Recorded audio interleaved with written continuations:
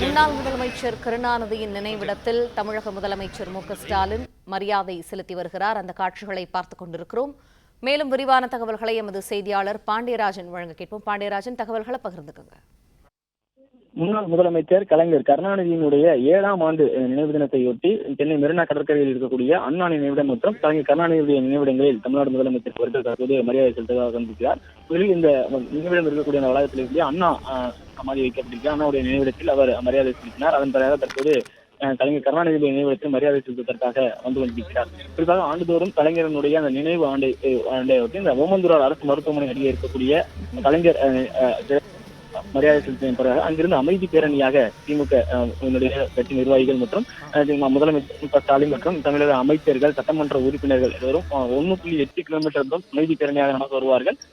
அதோடு நடந்து வரும் பொழுது அந்த 1.8 கிலோமீட்டரும் கலைஞர் கருணாநிதி காலத்தில் கொண்டு வரப்பட்ட அரசினுடைய திட்டங்கள், தமிழக அரசின் திட்டமான திட்டங்கள் குறித்து பறைசாற்றும் விதமாக அங்கங்கே பதாகைகள் வைக்கப்பட்டிருக்கும். அவற்றை விளக்கும் நபர்களும் வைக்கப்படுவார்கள். அங்கு இன்று காலை 8 மணிக்கு அந்த நடைபெற அமைதி பேரணி தொடங்கி சொல்லப்பட்ட நிலையில் தற்போது 8:20 அந்த அமைதி பேரணி தொடங்கியது.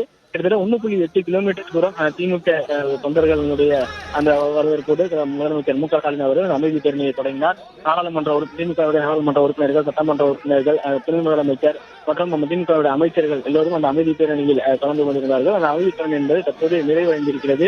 தற்போது நினைவிடத்தில் கருணாநிதி அவர்களுடைய நினைவிடத்தில் தமிழக முதலமைச்சர் மு.க.ஸ்டாலின் அவர்கள் மலர் வளையம் வைத்து அவருடைய அந்த அஞ்சலியை செலுத்துகிறார்.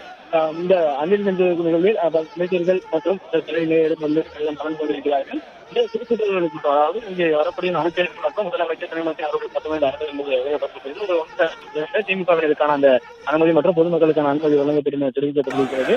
கலைஞருடைய நினைவிடத்தை பொறுத்த வரைக்கும் ஒரு பேனாவை அவர் கையில் வைத்துக் கொண்டு போன்ற ஒரு புகைப்படம் மலர் அலங்கரிக்கப்பட்டு இங்கே வைக்கப்பட்டிருக்கிறது. ஆண்டுதோறும் வைக்கப்படக்கூடிய அந்த மலர் அலங்காரங்களில் அவருடைய வாசகங்கள் இடம்பெற்றிருக்கும். ஆனால் இந்த முறை கலைஞர் யோசிப்பது போன்ற ஒரு புகைப்படம் போன்ற ஒரு மலர் மூலமாக அலங்கரிக்கப்பட்டு இங்கு வைக்கப்பட்டிருக்கிறது. தமிழ்நாடு முதலமைச்சர் மு.க.ஸ்டாலின் அவர்கள் தற்போது இந்த நினைவிடத்தில் மலர் வளையம் வைத்து அஞ்சலி செலுத்தியிருக்கிறார். என்பதற்காக மலர் தூவி நினைவிடத்தில் அஞ்சலி செலுத்த இருக்கிறார். ஆண்டுதோறும் இந்த 7ஆம் ஆண்டு நினைவையொட்டி 1.8 கிலோமீட்டர் தூரம் நடந்து வந்து முதலமைச்சர் மு.க.ஸ்டாலின் அவர்கள் கலைஞர் நினைவிடத்தில் தற்போது அஞ்சலி செலுத்தியிருக்கிறார்.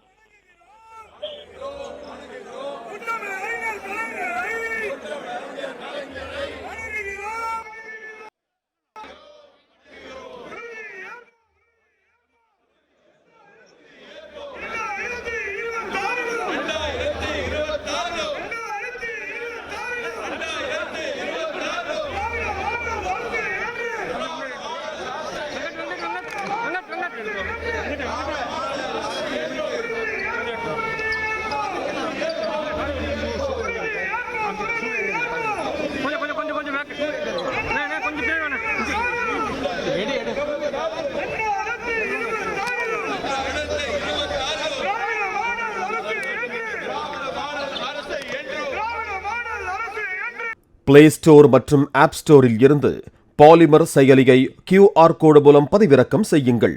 செய்திகளை உடனுக்குடன் பெறுங்கள்.